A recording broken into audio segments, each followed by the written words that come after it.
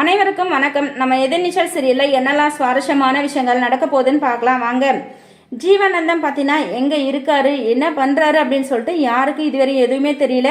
But ஆனால் அவரை பற்றி யாரும் நினச்சி கூட பார்க்கல. இந்த கல்யாணத்தை நிறுத்தத்துக்கு ஒரு வேளை ஜீவானந்தம் வருவாரோ, என்ட்ரி கொடுப்பாரோ அப்படின்னு சொல்லிட்டு கூட குணசேகரன் யோசிச்சு பார்த்துருந்துருக்கலாம். ஆனால் யாரும் அதை பற்றி எதுவுமே யோசிச்சு பார்க்கல.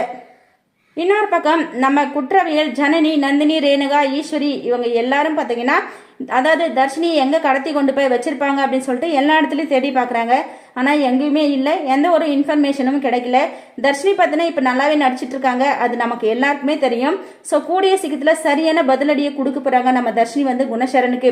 இவ்வளோ நாளாக தர்ஷினி பார்த்தீங்கன்னா அப்பா அப்பான்னு சொல்லி கூப்பிட்டுட்டு இருக்காங்க. அது கண்டிப்பாக குணசேகரன் இல்லை, ஜீவானந்தத்தை தான் கூப்பிடுறாங்க.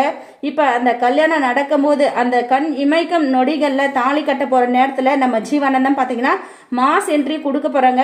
அப்போ தான் நம்ம தர்ஷினி பார்த்தீங்கன்னா எந்திரிச்சு ஓடி போயிட்டு ஜீவாப்பா என்னை காப்பாற்ற வந்துட்டீங்களா அப்படின்னு சொல்லிட்டு பெரிய ரியாக்ஷன் கொடுக்க போகிறாங்க. ஸோ அந்த கல்யாண மண்டபமே அதிர போது அந்த அளவுக்கு பெரிய ஷாக்கிங் கொடுக்க போகிறாங்க நம்ம தர்ஷினி, ஜீவானந்தம் ரெண்டு பேரும்.